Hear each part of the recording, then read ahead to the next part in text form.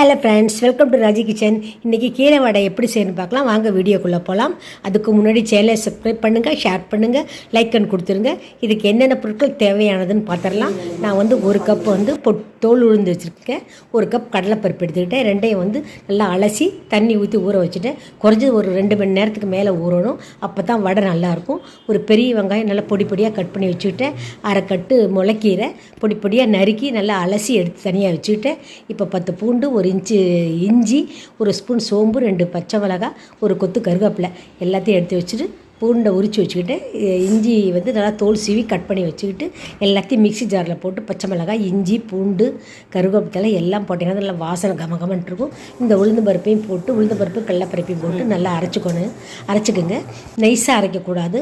கொஞ்சம் குறன்னு இருந்தால் தான் வடை நல்லாயிருக்கும். இந்த அரிஞ்சு வச்சுருக்க கீரையும் போட்டு நல்லா பிசைஞ்சிக்கிட்டு இதுக்கேற்ற உப்பு தேவையானது நீங்கள் போட்டுக்கிட்டு அடுப்பை பற்ற வச்சு கடாய் வச்சு அதில் எண்ணெய் ஊற்றி எண்ணெய் நல்லா காயருங்க. அப்போ தான் வடை நல்லா முறுமுறுன்னு வரும். காஞ்ச பிற்பாடு வடை மாதிரி தட்டி எண்ணெயில் போடுங்க. ஒரு பக்கம் வெந்த உடனே மறுபக்கம் திருப்பி எடுத்திங்கன்னா அருமையான கரன்னு ஒரு வடைங்க. செஞ்சு பார்த்துட்டு கமெண்ட் பண்ணுங்கள்.